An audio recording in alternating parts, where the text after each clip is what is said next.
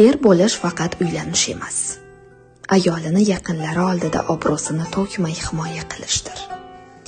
Er bo'lish faqatgina nikohiga olishmas, nikoh vaqtidagi qabul qildim degan va'dasiga sodiq qolishdir.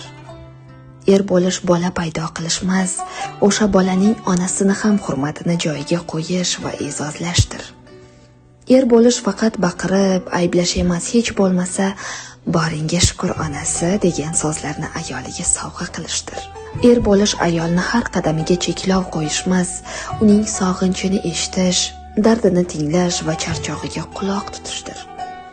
Er bo'lish ayolga doim bu sening vazifang degan ta'na qilishmas, charchadingmi dam ol deya olishdir. Er bo'lish bu ojizani haqorat qilish, so'kish, urishmas, Allohning omonati deb qarash, asrab avaylashdir.